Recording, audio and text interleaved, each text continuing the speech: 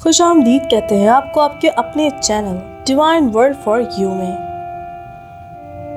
بھیگی رات ایپیسوڈ 3۔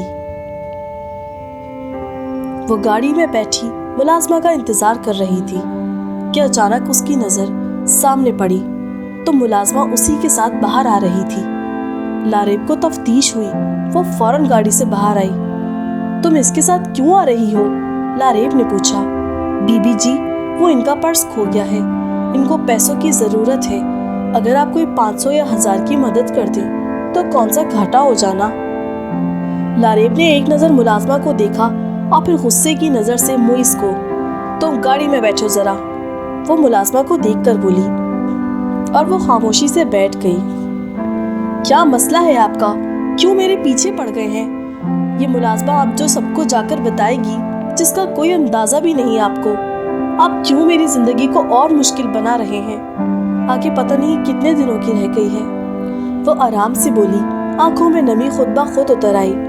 لاریب، آپ نہیں جانتی، میں نے اس دن برسات میں بھیگتے آپ کو دیکھا اور میں وہیں کا رہ گیا۔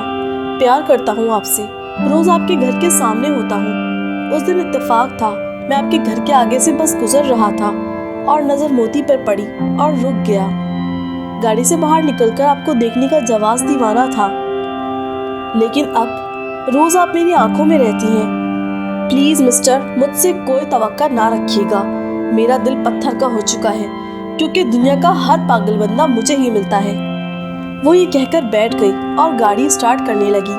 بی بی جی، کتنے پیسے دیے؟ تمہیں تو میں نسرین آنٹی کے حوالے کرتی ہوں گھر جا کر۔ ایک عجیب سا سیاپا میرے سر لادا ہوا ہے، ہر بات میں تمہیں کیوں بتاؤں؟ تم ایسا کیا کرو، میں جب کہیں بھی آیا جایا کروں نا، تم یا تو میرے گلے میں رسی ڈال دیا کرو یا اپنے، تاکہ ایک دوسرے کے کنٹرول میں رہیں ہم۔ وہ آج شاید سب سے تنگ آ چکی تھی اور اپنے اندر کتنی ہی محرومیاں قید کیے ہوئے وہ اب تھک گئی تھی۔ واقعی تھک گئی تھی وہ۔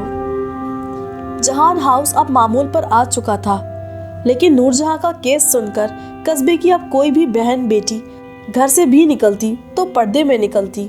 اریانہ کے پاس بڑی بوڑھی امائیں اب بھی آتی اور ایک ہی جملہ بول کر جاتی، بہت افسوس ہوا، اللہ ہر بیٹی کی حفاظت کرے اور اسے بھی جنت نصیب کرے۔ اریانہ خاموشی سے سنتی رہتی۔ آج دوبارہ 11ویں تھی، وہ دربار کی تیاری میں تھی۔ اریانہ گاڑی میں بیٹھنے لگی تو اس کی نظر سامنے لان میں سفید چادروں پر پڑی۔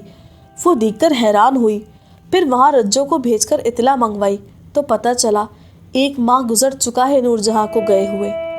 رحیم صاحب نے قرآن خوانی رکھوائی ہے۔ دل دوبارہ بوجھل ہوا، آنکھیں آنسوؤں سے دوبارہ بھیگی۔ اریانہ حوصلہ کر کے گاڑی میں بیٹھی اور گاڑی چلنے لگی۔ گھر کا گیٹ کھلا تو انس کی فراری باہر نکلی اور لاریب نے اپنی گاڑی پیچھے کر لی۔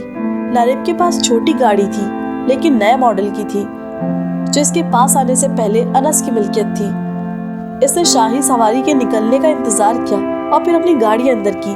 ساتھ ہی وہ اپنے کمرے میں بھاگتی ہوئی آئی۔ اسے شدید الٹی کی کیفیت ہو رہی تھی۔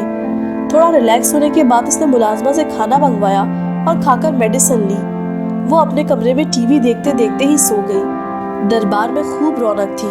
دعا کے بعد دیگیں بانٹی گئی اریانہ کی طرف سے، تو اریانہ اسی عورت کے پاس آئی۔ بزرگوں سلام۔ اور وہ عورت بولی، پکڑا گیا، جا پکڑا گیا۔ اس کے ساتھ ایسا کرو کہ داغ خود پہ نہ آئے اور بدلہ برابر ہو جائے۔ اریانہ نے خوشی سے ان کے ہاتھ چومے اور اٹھ گئی۔ چلو رجو، گھر چلو۔ وہ آنن فانن گھر پہنچی تو رحیم صاحب تو پرسکون بیٹھے تھے، قرآن خوانی بھی ہو چکی تھی۔ اریانہ نے ساری بات رحیم کو بتا دی کہ بزرگ عورت نے کیا کہا ہے۔ وہ مسکرایا اور بولا، اپنے بھائی سے پتہ کرو۔ اریانہ نے فون ملایا اور خلیل نے بھی یہی کہا کہ آپا دعا کرو قتل نہ ہو جائے گی میرے ہاتھوں آج، اور فون بند کر دیا۔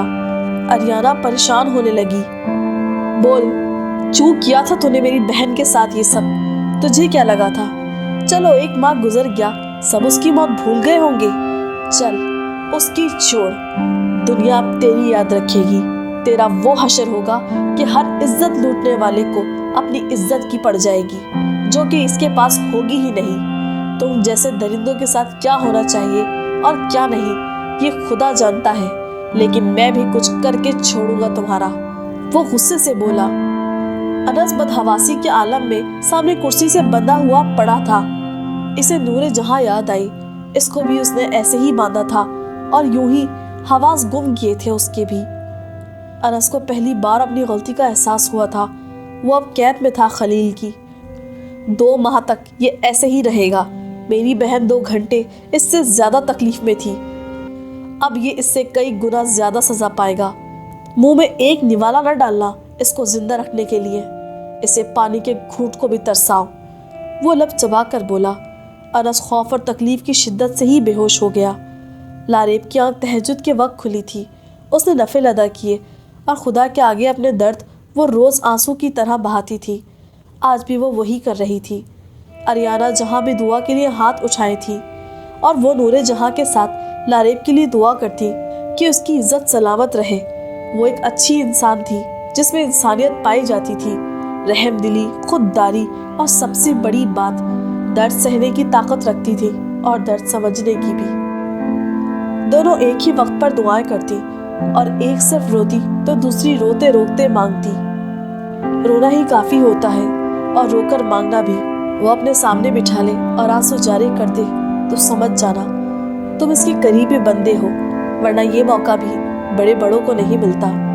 جسے چاہے وہ عطا کرتا ہے اور جسے چاہے دے کر لے لیتا ہے، یہ بھی اسی کا کرم ہے۔ انس کی حالت بگڑی ہوئی تھی۔ خلیل تہجد کے وقت گھر پہنچا تو اریانہ کے پاس آ گیا۔ وہ ہال میں ہی جائے نماز بچھائے بیٹھی تھی۔ آ گیا آپا، وہ بولا۔ کیا کیا ہے؟ اریانہ بولی۔ یقین کرو آپا، کچھ نہیں کیا۔ کیوں؟ آپا رہنے دو نا، جتنی سزا اس کی میرے ہاتھوں لکھی ہے ملتی رہے گی اسے۔ کیوں ہلکان ہو ہم؟ اور آپا وہ صرف نور کا نہیں بلکہ بہت سی معصوموں کا قاتل ہے۔ اریانہ تھکے قدموں سے اٹھی اور بولی۔ خلیل اللہ کے حوالے تو بھی اور اس کی سزا بھی، اور کمرے کی طرف چلی گئی۔